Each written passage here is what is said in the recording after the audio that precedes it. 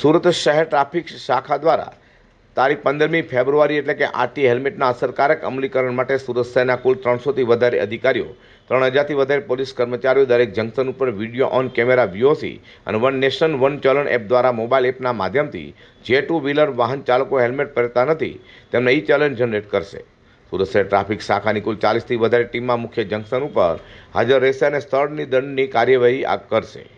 Surat traffic police દ્વારા ડ્રોનના માધ્યમનો ઉપયોગથી હેલ્મેટ નહીં લોકોને આઈડેન્ટિફાઈડ કરવામાં આવશે.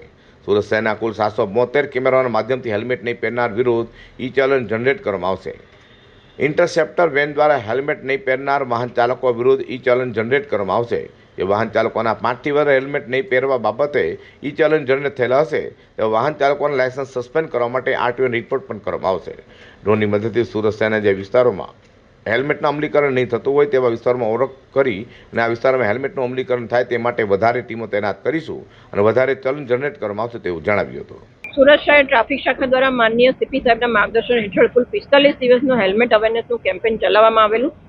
કારણ કે વર્ષ 2024 દરમિયાન કુલ 50% લોકોના ડેથ ફક્ત ને ફક્ત હેલ્મેટ ના પહેરવાના લીધે થયેલા છે તેવું ડેટા એનાલિસિસ પરથી જાણવા મળેલ છે. તો આવા અકસ્માત અટકાવવા માટે જ્યારે આજરોજ આ 45 દિવસનું કેમ્પેઇન પૂર્ણ થઈ ગયું છે તો આજે 15 ફેબ્રુઆરીએ અમે દરેક જનતાને એવી અપીલ કરી હતી કે પ્લીઝ તમે હેલ્મેટ પહેરીને તમારી સુરક્ષા અને તમારા પરિવારની સુરક્ષા માટે નીકળો.